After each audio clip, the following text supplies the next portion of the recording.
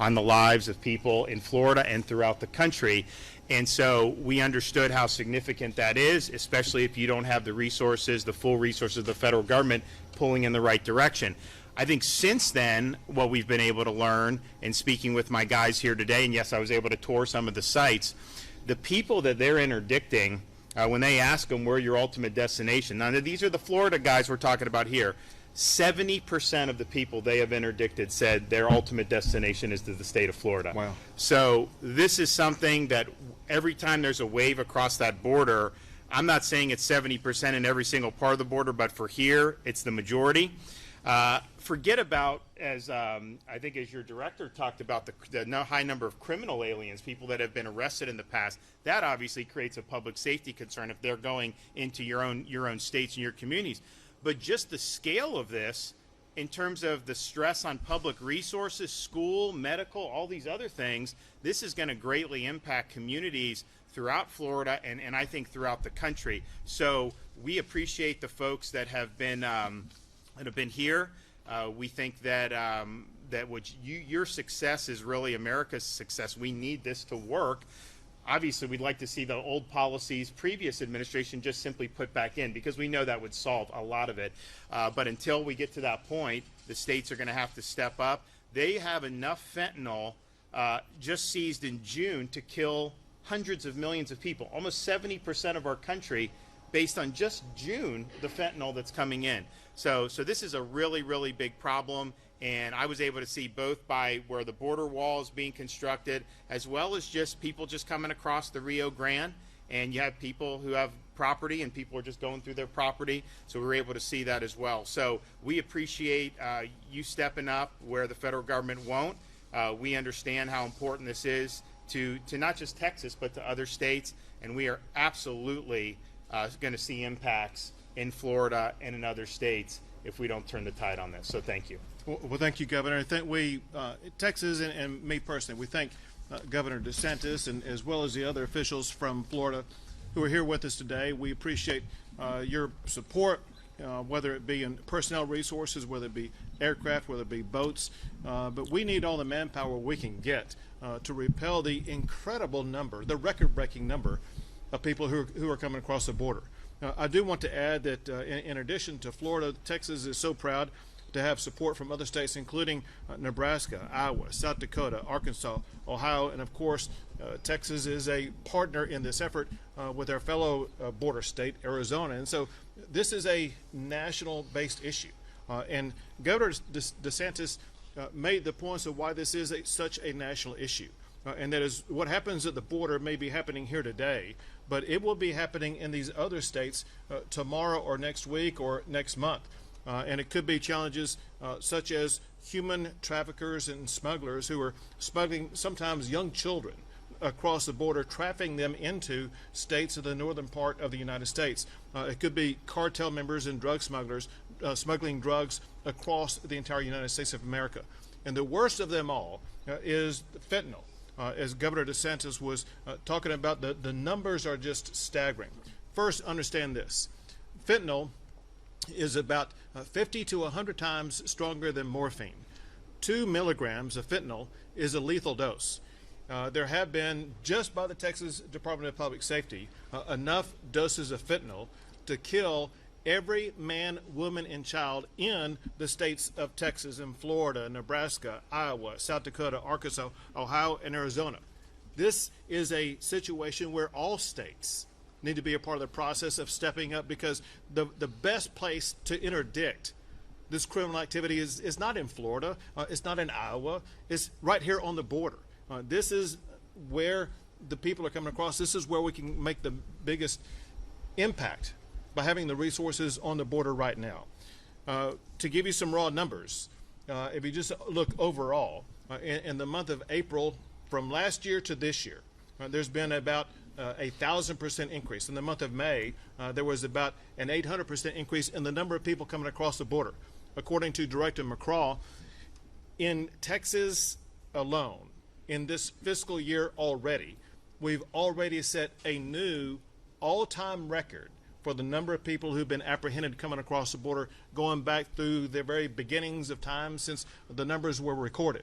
And with each passing day, that record is going to do nothing but increase. So why is this happening? This is happening because of the massive change in policy by the Biden administration, where the Trump administration had in place the Remain in Mexico policy, as well as other policies that were working that did lead to a dramatic decrease in the number of people who are coming across the border. Those policies were abandoned by the Biden administration, and in their place, the Biden administration has imposed open border policies that has led to this incredible influx of people who have come across the border. In Texas, our first response began in March, and that was with Operation Lone Star, where we deployed both the Texas Department of Public Safety as well as the National Guard, altogether about 2,000 of them, to go about the process of making apprehensions, etc. Already together, they've apprehended around 50,000 illegal migrants, about 2,000 criminal aliens, and have disrupted about 40 stash houses. And then this past session, we have with us the chair of the House Appropriations Committee, and under his stewardship, as well as those of his fellow finance leaders in the Senate, they appropriated more than $1 billion taxpayer dollars of the state of Texas for Texas to step up and do even more on the border, and we appreciate the funding, Chairman Bonin, for that. And with that funding, we're able to add even more resources on the border. And then, you may recall, immediately after the session, $250 million was appropriated for us to begin the process of building the border wall, and we're working on additional funding for both of those needs. There's another need that has arisen that is a result of my conversations with local law enforcement, and that is we want to get away from the Biden administration approach of catch and release. We want to make sure that we arrest in jail people who are coming across the border. There were several steps that we needed to achieve to make sure that we would be capable of processing all the people that we intend to be arresting, and those have largely been achieved. There is a new booking facility in Val Verde County to process those who are arrested. The State Jail Commission has worked out a way in which we can jail far more people than what currently are being jailed. So these processes have been worked out, and we are going to begin the process of increasing arrests of people who are coming across the border. But all that said, one thing that everybody in Texas understands, whether it be Chairman Bonin, but especially whether it be the sheriffs who are with us here today, if we are going to be able as a state to respond even more aggressively, one thing we need is additional funding. One thing that is on my special session agenda as we speak right now is additional funding for Val Verde County, the county that we're in right now. The Senate has passed out that funding. The House cannot pass out that funding because the Democrats have fled the state and they've broken quorum, and the Democrats are making it impossible for us to be able to provide the funding that is needed at the local level. They need to come back, get back to work, and do their job of providing the funding to the local counties that is needed to help these local counties respond to a record-breaking challenge. Next, I'll pass it to the Director of the Texas Department of Public Safety, Director McCraw. Thank you, Governor. Very quickly to underscore some points that you made. It's clearly the Department of Public Safety's fentanyl seizures have increased dramatically. Methamphetamine's increased by 30%, which I know Governor DeSantis was concerned about it. And back to your point about securing the border and why it's so important and why it's a public safety and a homeland security imperative. And one thing we know, we can conduct all the surge operations, high-intensity operations we can. We've done in the past. But the difference is being able to provide the type of infrastructure that's necessary to prevent, because if the priorities of public safety professionals is to prevent, plain and simple. A wall or barriers that prevent people from coming immediately in and across the Rio Grande River is vitally important. And I appreciate your leadership in that area. I realize it's expensive, but at the same point, it's too expensive not to be able to secure our borders. And as we've discussed in the past, and you made it very clear that it's a priority of the state of Texas, and until we do, that people will suffer, but not just in the border region, as Sheriff Martinez pointed out, but in the communities throughout Texas and the nation. as we've heard from our partners throughout the country and our fellow colonels, is they've got a cocaine problem, they have a methamphetamine problem, they got fentanyl problems, overdoses, counterfeit fentanyl being produced in mass distribution by Mexican cartels. They got a border problem. So thank you for your leadership. Sure. Thank you. We are currently in Valverde County. Valverde County is a county that's been one of the hardest hit over the past few months. And the law enforcement officer in charge of helping his community respond to that challenge is Sheriff Martinez. Sheriff? Thank you, Governor. I wholeheartedly agree with all the comments that are being spoken at this table. Funding is a big issue. Manpower is a big issue. Resources that need to be placed in the areas where that they can be utilized the best. Forgot to mention earlier that through Border Patrol stats, they have 51,000 known gotaways. So that's not counting, what we don't know came through here. The facility is going up here. It's going to help relieve the pressure of our local jail. So far, our community has lost about $150,000 so far since this operation began, because there's so many people coming through, so many people are being arrested, and like I stated earlier, all the jails in this area, they're busting at the seams. They can't hold anymore. We're having to turn people away at times. So any support that can be, directed to the border, we greatly appreciate it, not only by myself, but by the other 20 counties that their sheriffs would appreciate it also. Absolutely. Someone who's with us here today but does not have a mic in front of him right now, but that's the Attorney General for the state of Texas, Ken Paxton. Our office works daily with his office on all the legal issues that we're grappling with to make sure that we can have a robust response to the border. And General Paxton, we thank you for what you do and the leadership provided by both you and your team. Of course. And then last, I want to call upon somebody who's been dealing with this for years, maybe decades. I don't know exactly how long, but may know the border challenges as well as anybody. And that is the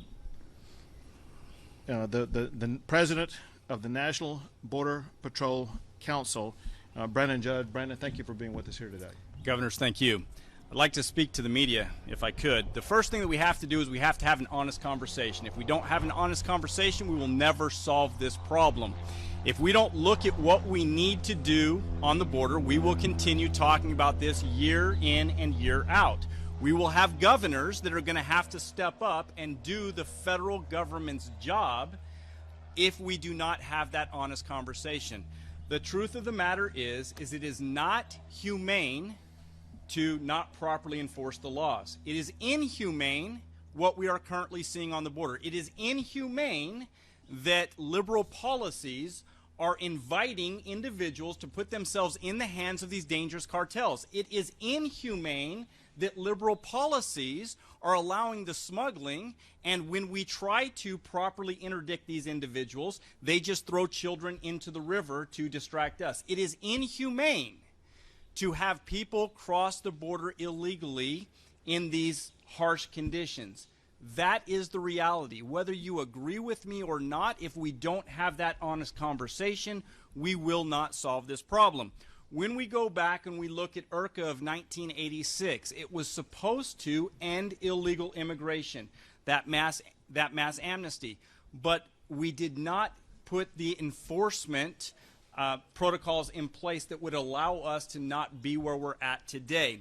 When we look at the win that Attorney General Paxton just had on DACA, when we look at that, we can't have the conversation of DACA or immigration reform if we do not have a secure border. Yet this administration wants to put the cart before the horse. They want to continue to deflect the conversation to what they say is inhumane, but what we see from a law enforcement standpoint is extremely inhumane and puts people's lives at danger. Another conversation that we don't have enough of is sanctuary cities. Texas and Florida, there aren't sanctuary cities, but this administration has effectively made every single city in the United States a sanctuary city. When ICE, under the guise of prosecutorial discretion, when ICE cannot respond to Jacksonville PD, Houston PD, because this administration will not allow ICE to respond to them unless the individuals that are in custody by local law enforcement have an extensive criminal record, violent criminal record. Then we become sanctuary cities. This is another magnet that is inviting people to come across the border. If you ask me, do I want more agents or do I want policy? I will tell you every single time, policy is what will stop illegal immigration. When you get rid of sanctuary cities, when you reinstitute policies such as Remain in Mexico, when you get rid of that magnet that is catch and release, illegal immigration drops to all-time lows. That then allows law enforcement to target criminal cartels. It allows us to go after the fentanyl. It allows us to go after those dangerous products that are coming into the United States that are killing our children in rural, suburb, and the inner cities. We have to be able to do that. That is humane. And with that, governors, again, thank you very much for being here. Thank you for doing the job that the federal government is not willing to do. Thank you, Brandon. We also have with us people who participated in our roundtable conference earlier. We have General Tracy Norris, who is the Adjutant General for the Texas National Guard. We have Chief Nim Kidd, who is the Chief of the Texas Division of Emergency Management, who I think has spent some time in Florida on some of those tours of duty that Governor DeSantis mentioned. We have Sheriff Coe from Kinney County, neighboring county. And we also have behind them people who work on the front line. You know, I've seen y'all so much, I recognize your faces now. And I thank them for what they're doing. It could be the National Guard, Texas Department of Public Safety, Florida law enforcement, Border Patrol, other law enforcement who are with us. We appreciate everybody who is stepping up to help the state and help the country deal with this challenge. Also, go ahead, please. The Attorney General of Florida is here, Ashley Moody, and then the President of the Florida Senate, Wilton Simpson, has also accompanied us here today. And I would also be remiss if I didn't also thank Florida's National Guard. You know, they went on deployment last October to Texas, so they had about 290 folks there. That was a year deployment, and the Guard is going to re-up that for another year. Excellent. Yep. Thank you for that. Renee? Yes. Wes? Governor, what do you say to people who believe that taxpayer resources could be used from both states on different priorities that each of your states are facing right now, and that these priorities maybe are misplaced or a distraction from other issues? First, I would say that all of those priorities are very important, but for those who think that spending to deal with the challenges on the border, this is exactly why we have press conferences like this, so the people across Texas and Florida and the country can hear about the challenges on the border. When you hear about the record pace, that already this year alone, there's been a record number of people coming across the border illegally, you see that we're dealing with a different order of magnitude of the challenges that we've ever seen before. But also, Wes, this is equally important, is a difference in the kind of people coming across the border. They're not just people coming from Mexico. They're coming from 150 different countries across the entire globe. And they're not just children or unaccompanied minors or things like that.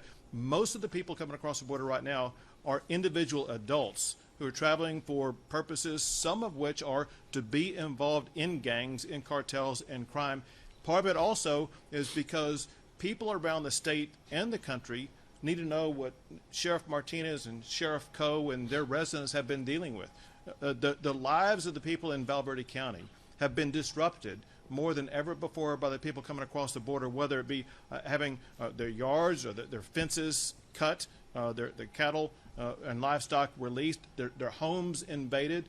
It could be people who are brandishing guns. There are challenges that people in Valverde County, as well as similar counties across this region, the people are facing those challenges. If people in Houston and Dallas were facing those same challenges, they would be demanding a response exactly like what we are responding to right here. Next question. Can you help us understand just what Florida resources can do from a law enforcement jurisdictional standpoint Sure. as they're working with Texas officials? I think that the best person capable of answering that would be Director McCraw.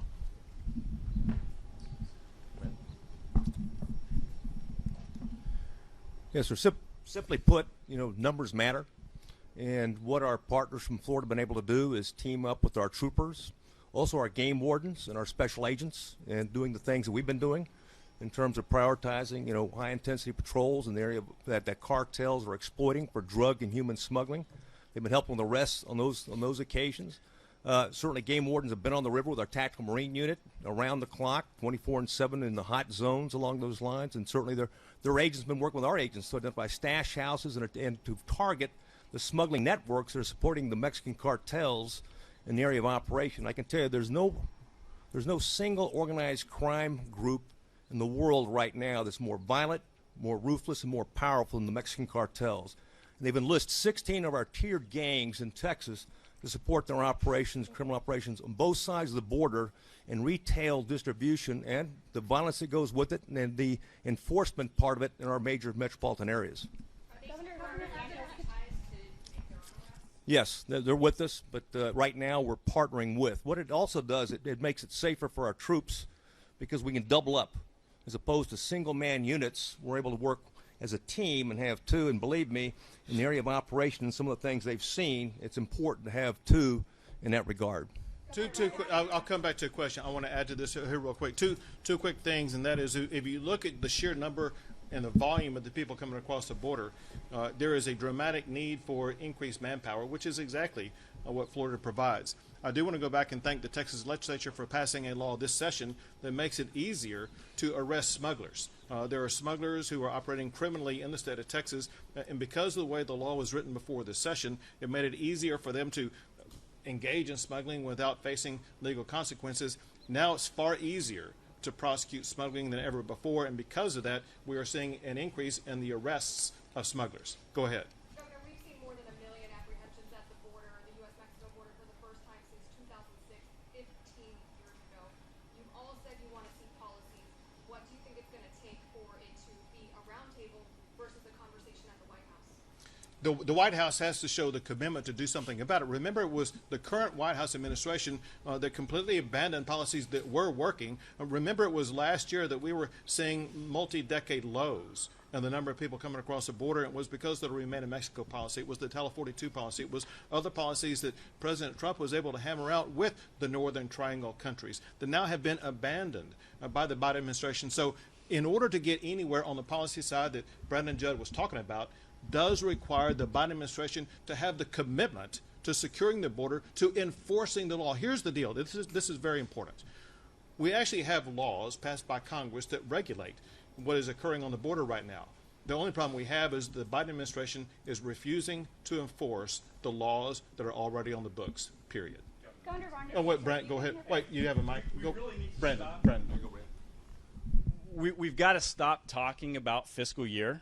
If we continue to talk about fiscal year, we're going to add 3.5 months of the Trump administration into that, and we know that those numbers were much lower than the Biden administration. What we have to do is we have to talk about the calendar year. This calendar year is going to exceed any other calendar year in the history of the Border Patrol. We've got to stop talking about the 3.5 months where the numbers were low under the Trump administration. Compare apples to apples, and if we do that, we've never seen anything like the explosion in illegal immigration like we have under the Biden administration. Governor Ron DeSantis, we've had state personnel here for about 3 weeks. We've heard along some of the duties that they had. You've been briefed exactly what they were doing. Can you quantify maybe how much was intercepted, how many arrests? Yeah, absolutely. So our Florida personnel have assisted with the apprehension of more than 2,800 illegal aliens, and they've assisted with more than 100 arrests for felonies of those aliens, including human trafficking, drug smuggling, and stolen vehicles. And so they have had a big impact. This has been very busy, but this is not even where, when people are talking about the border, they're really talking about further southeast of here. So they've been very busy, and they've had a really big impact. And I think those numbers are eye-popping. Certainly, we wouldn't have been able to ring up those numbers a year ago. There's just no way. But then particularly for me, what's been the most eye-opening is the number of these people coming across illegally who are telling folks that their destination is Florida. Obviously, I knew we were going to get some, but I didn't think it'd be a majority. And again, this is from our guys. I'm not saying that's true for every part of the border. But that's a really, really, at these numbers of people coming, you have the drugs, which is one of the main things we're concerned about. You have criminal aliens. Director, can you talk about the number of people that you know that have previously been arrested. You talked about that previously when we were having a discussion. I think that's an eye-popping statistic. Yes, sir. And keep in mind, it's just a snapshot. It's a very small number. But since June of 2011, through fingerprint-based checks, we know that there's been over 233,000 individuals that have been booked into Texas state jails for state crimes who had been previously handled by Border Patrol and were illegal at the time of their offense. Those individuals were responsible for over 370,000 offenses, criminal offenses, and thus far they've been convicted over 147,000 convictions we've received. And again, that's I say it's a snapshot because it doesn't count the 10,000 that were in TDCJ. It doesn't count the ones that have never been handled by Border Patrol that commit a state jail and are here illegally. So it's a small number, and it doesn't recount any of the federal arrests as well. But yet it does show you the impact it could have, because 233,000, criminals, and then I talked about a little earlier, the impact as it relates to violent crime is there's concerns that we have. And we just in Florida a few weeks ago, we had a criminal alien plead guilty to aggravated manslaughter, killing one of our sheriff's deputies in Nassau County. And this is somebody who had been deported multiple times, most recently came across the Rio Grande Valley, the Rio Grande River, and then ended up in Florida and did that. And so the impacts here, you can probably have a story in almost every community, in states in our country. So it's a really significant thing that's happening right now, and the policies need to change. What is your message to parents or traffickers that are, many people are crossing the border not only illegally, but also there's so many dangers to their lives. Many have drowned, many are babies. What is your message to them? I know we're trying to bring light to the dangers of doing so. There's babies here. That's a concern.